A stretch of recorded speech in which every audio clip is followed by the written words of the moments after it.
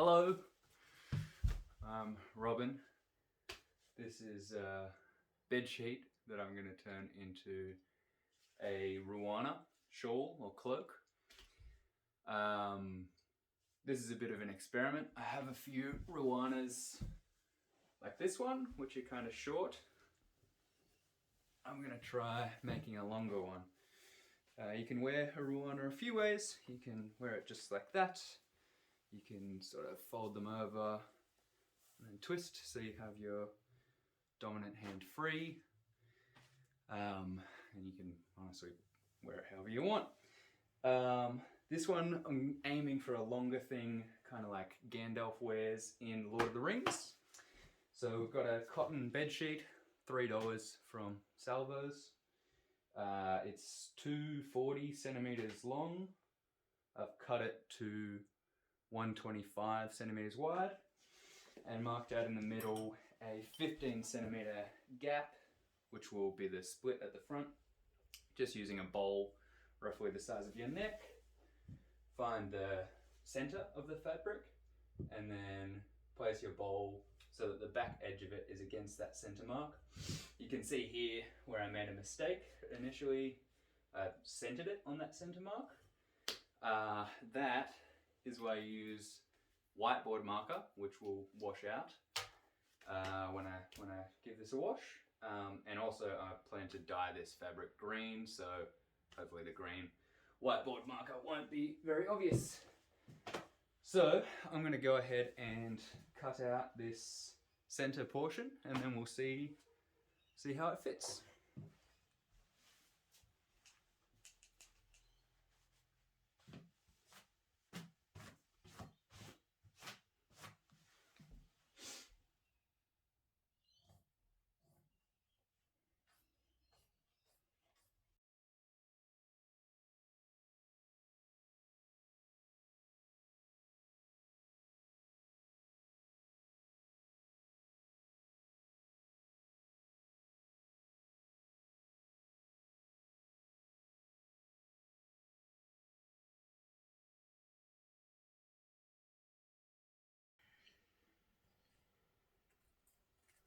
And so that'll be the basic shape of our shawl.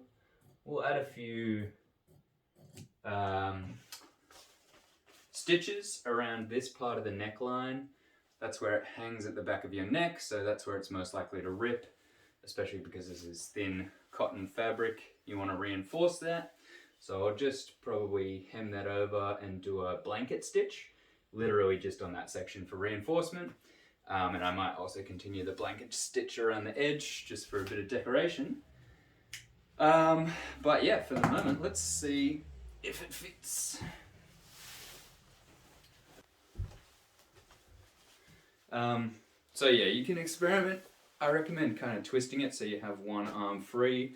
Then if you need both arms, you can flip that back over the shoulder and pinning it at the shoulder here with a penannular brooch. You can also, as I said before, just wear it straight up like that, and you could even get a belt and cinch it around the waist like that.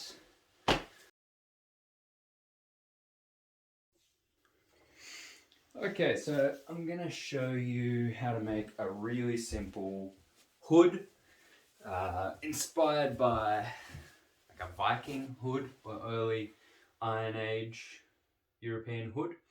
This is a cotton bed sheet. Natural fibers are definitely the way to go. If it's for summer or spring, cotton is really nice and breathable. If it's for autumn or winter, then wool, just an old woolen blanket from an op shop or something like that. Both of those can be dyed really easily, so I'm going to use this eye dye for natural fabrics green dye, which should give us a lovely colour. And what you're going to start with for the hood is essentially 6 identical squares. The size of the square determines the size of the hood, so I'm going to use 35 centimeter squares. For reference, I'm about 5'11", and this should be a good size for me. This is a hood I made for a friend who's a lot shorter and slimmer than me, and it's 32 centimeters. So small adjustments like that make a huge difference. This one will barely fit over my head, but you know, it's really cute. So if you're short and small, 32 centimeters is probably good. If you're big and tall, then 38 centimeters is probably a good way to go. And so 6 identical squares, there is a shortcut, however. You can have 4 of your squares just in one long rectangle, so you don't need to cut them apart. This is literally just 35, 70, 105, and 140. So 140 centimeters by 35 centimeters. And you just want to lay them out in this sort of Z shape. I'm just going to get these nice hems that are on as part of the bed sheet, and make sure that they are facing all the same direction. So facing up at the moment, and on the outer edges. I'll also post up a bit of a sketch of how this whole thing goes together. But in essence, we're gonna pin it and then stitch along here and along here. And then this edge here is going to come around and attach here. This edge will attach here. This will be the face of the hood. So this is the crest of the hood, and that'll be open. And this will stitch these two edges together, will be the back of the hood. So I'll pin this together and then we'll get sewing. Right here. All you need in terms of materials for this project are regular needles and some thread and a whole lot of pins.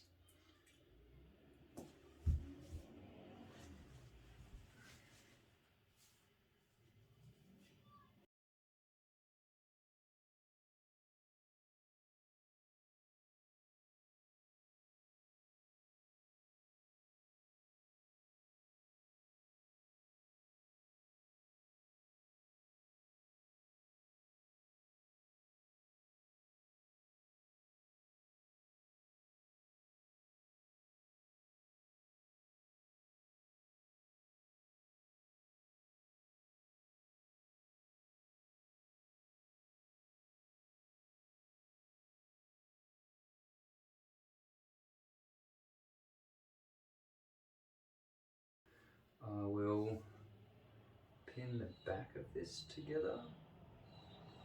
So let's grab a few pins.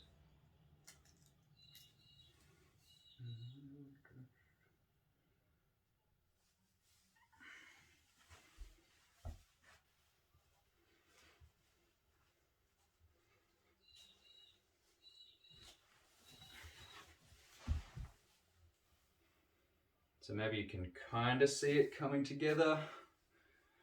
That will end up being the face of our hood. So I'm just going to pin these two back edges together.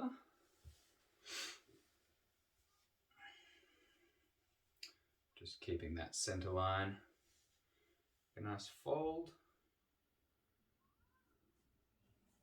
And that's the center of that long rectangle that we started with, which would have been what, 70 centimeters from either edge. So there we go. And put it together at the base. That'll end up being sort of the back of the neck.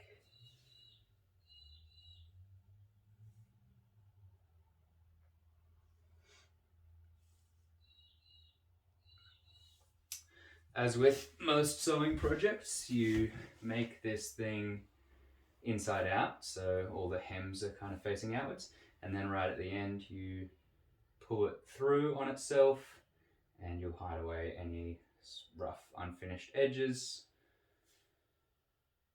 And that's the secret of sewing, at least as far as I've learned.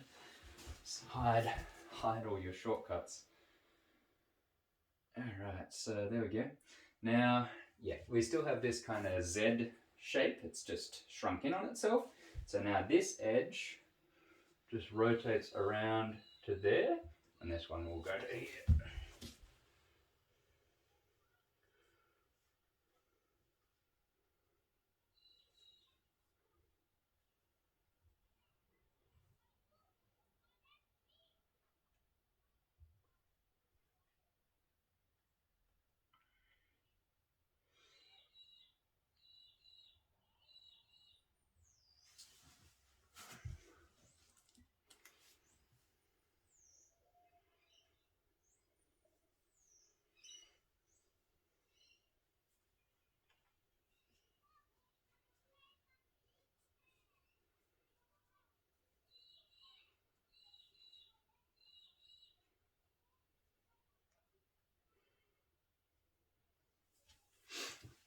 And yep, bring this around. That's our hood. And here. And just bring that edge here down to meet that corner there. This probably looks very confusing, but hopefully it will make sense in a second.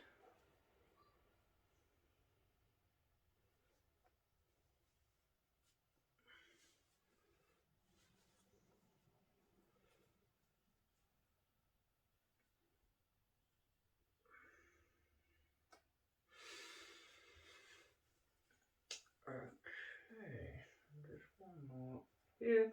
And so all the edges of your 6 original squares should line up with each other. And you should be able to pick up the hood.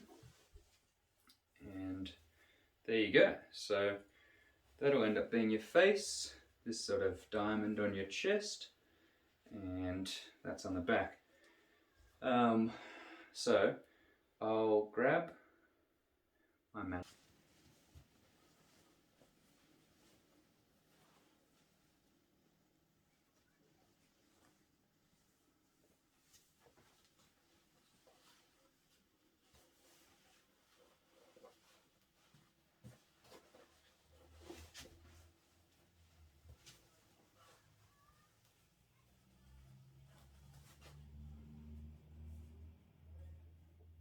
Okay, so maybe you can see it starting to come together.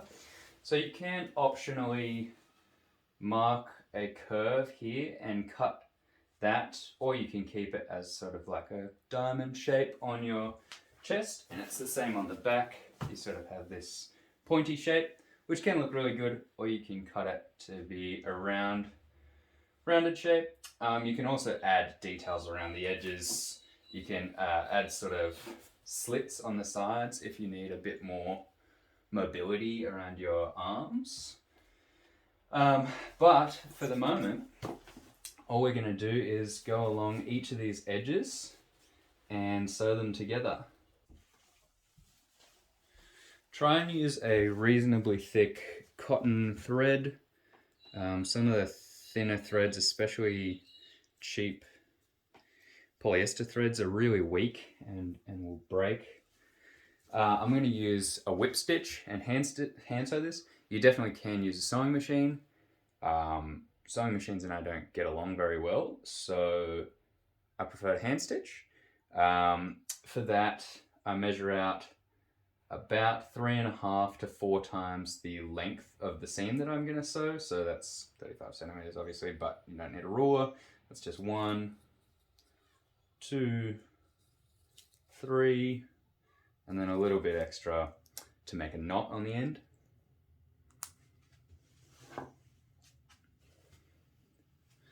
You can also, I recommend, look up a tutorial on how to do a whip stitch. I'll try and explain it, but there's a lot of great tutorials on YouTube that will show you much more clearly exactly what I'm doing. And the same goes for a lot of the techniques that I'm using, like so the blanket stitch that I'll do for the hem. There's a million tutorials on that which will explain things much clearer than I can. But basically just make a knot in the end of your thread, so that it has something big and bulky to stop it pulling through the fabric. And then grab a needle and thread it. This is probably the hardest part in the whole process, to be honest, getting the needle you want out of your little case thing that doesn't fucking work. Okay, and then threading the needle, also a finicky job.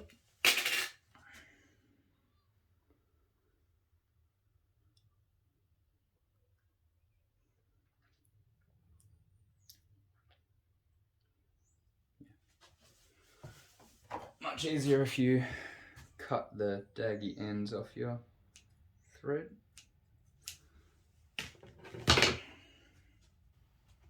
I'm using this green thread because it's what I had on hand, but I'm going to dye the whole thing once it's roughly kind of hung together. So it could be any color thread, to be honest. Okay, so I've got needle threaded. What I'm going to do is start things off, and then I'm going to work from right to left. So try not to block your view too much here. Right to left along this seam. Remember, all of this is going to be hidden away when we turn it inside out. So start things off, just make a bit of a knot here. It's really thick because of the hem.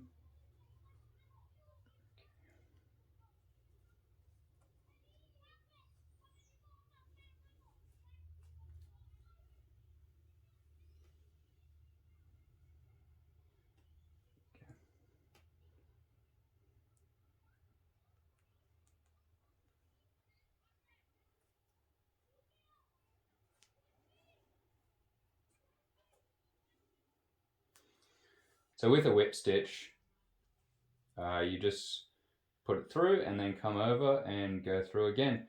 So it's essentially like a running stitch, which just goes in and out. But a running stitch doesn't really hold things together very well. A whip stitch kind of gives you this thing going around the hem, which gives you a little added tension. If you wanted to make it really strong, you could use a back stitch. Bernadette Banner has a fantastic tutorial on how to backstitch, and honestly, Bernadette Banner's just a great source of inspiration for historical sewing projects. But I don't anticipate this being abused too roughly, so I'm going to use the quick and nasty whip stitch. Try and keep your stitches a fairly even distance apart and fairly close together, maybe 3 or 4 mil apart, just so that the seam stays nice and tight and doesn't pull apart and show the thread or anything like that. And it also helps with strength.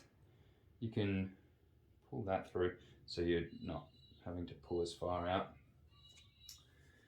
But yeah, this is basically the essence of it. So I'd say all up, once you get into the rhythm, this is maybe an hour or 2 of hand sewing. So I recommend you put on a record or a podcast or an audiobook or a movie and just get into the flow of things. Take your time, take lots of breaks, definitely stretch. And if you don't have a mannequin, you can just do this on your lap. Maybe do one seam at a time. And yeah, slowly watch it come together.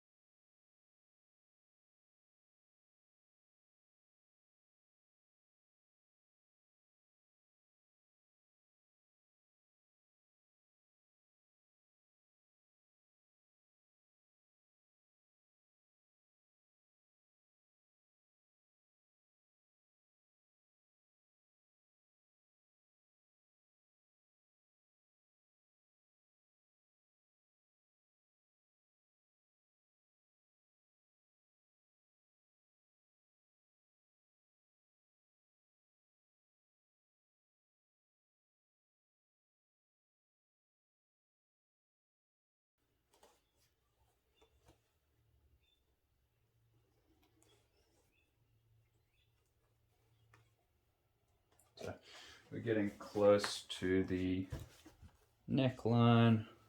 We're just going to go up to here and then secure it. It's important to make that really strong there at the sort of where the clavicle is going to be, because that gets a lot of tension on it when you're kind of pulling this thing over your head or adjusting it or whatever.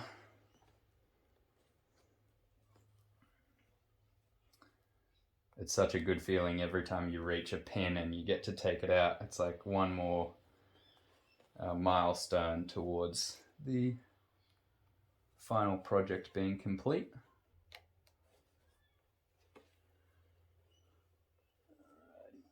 Try not to fold it over on itself, okay. When you get to the end, just go back a few stitches and tie a knot. I'll show you what I mean in a sec.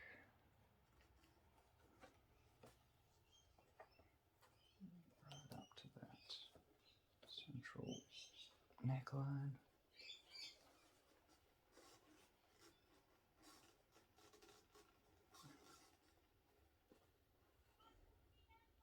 Remember, we're attaching this piece to this piece right now, so don't worry about that piece.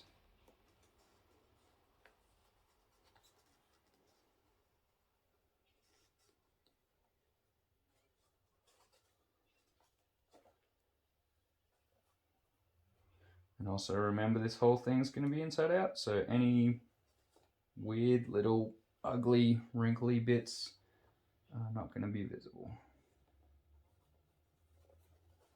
So there we go, up to the end. Now just run down through a few of these stitches with your needle and thread, like that.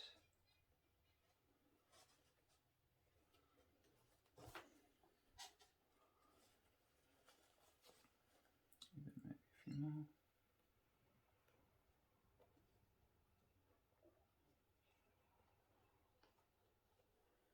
And then, yeah, just tie it off and do a little, tiny little stitch. Try not to leave a giant lump because it can, you know, create a little, I don't know, itchy bit that can irritate you, but it doesn't really matter. As with the start, just tie it off a bunch of times to try and make it nice and strong.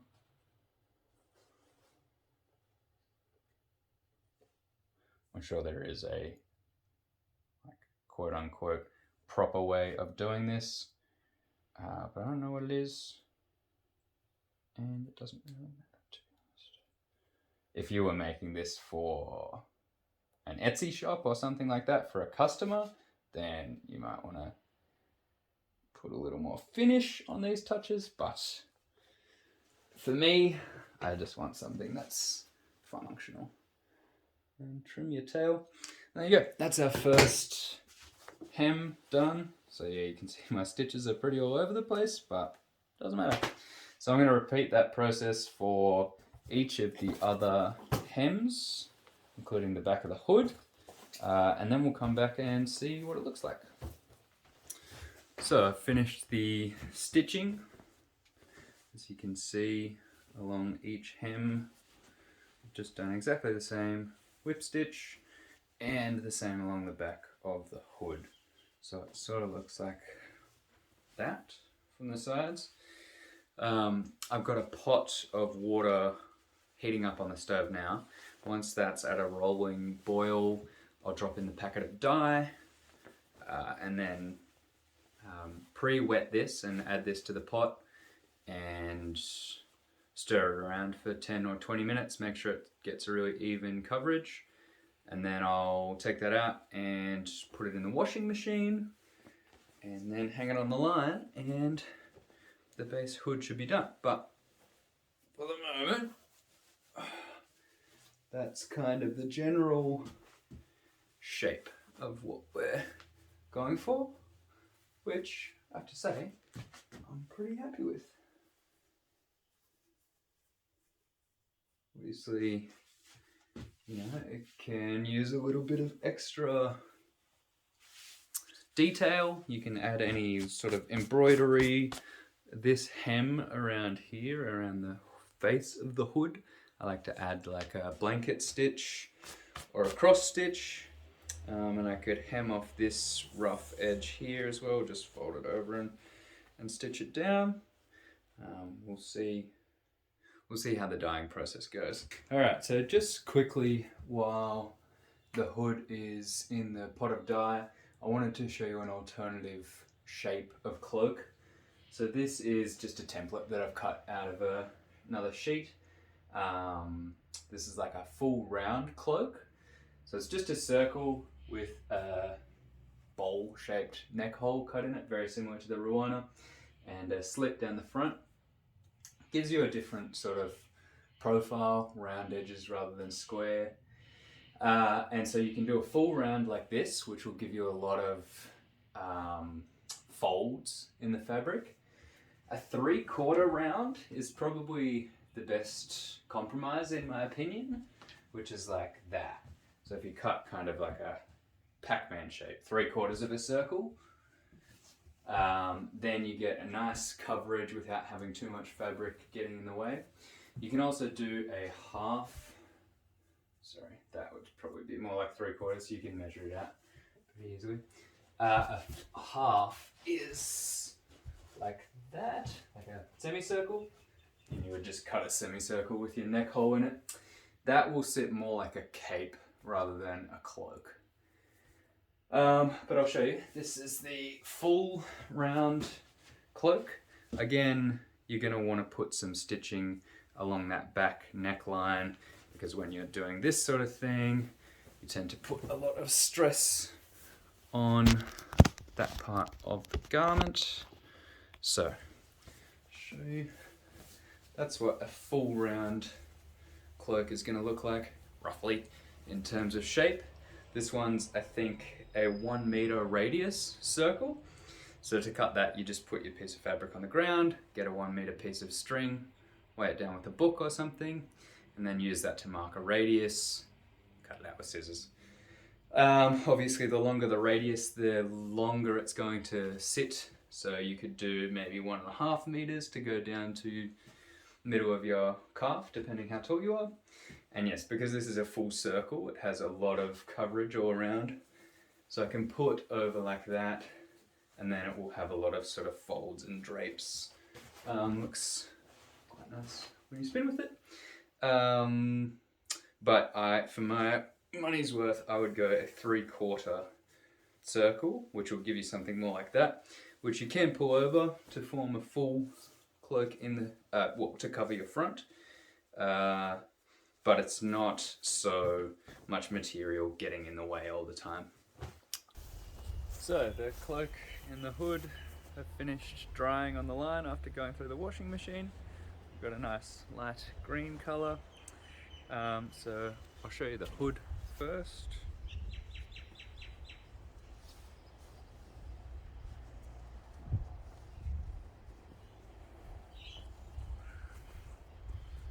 So these pieces can be worn together or separately. I quite like the hood by itself. On a sunny day, it kind of acts as a bit of a hat. Yeah, there you go. I think that's sitting pretty nicely. Yeah. And you could iron the creases out of it, but for me, I don't really mind too much. And then I'll show you the cloak.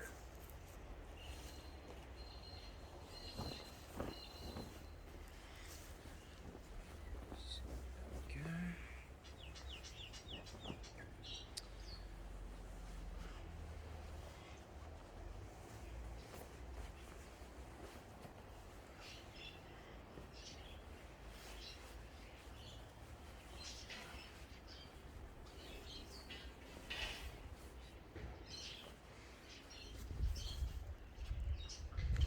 This is a penannular brooch, very easy to make out of steel wire. I can do a video on that if you like.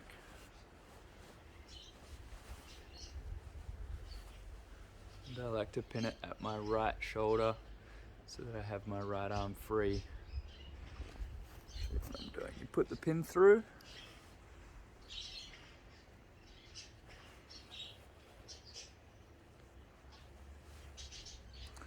It's much easier if you have someone to help you, but that's okay. So pin goes through all layers of fabric, and then this bit folds over and twists around like that. You've got a nice little decorative brooch to sit on your shoulder. The cloak can hang wherever it wants to hang. And then if you want, you can add the hood as well.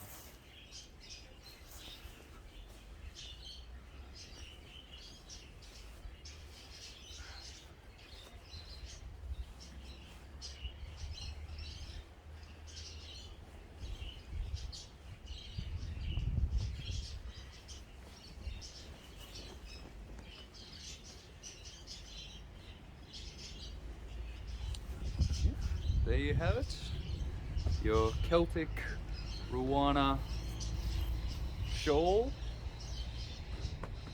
with hood, optional hood for all your cloak and hood needs.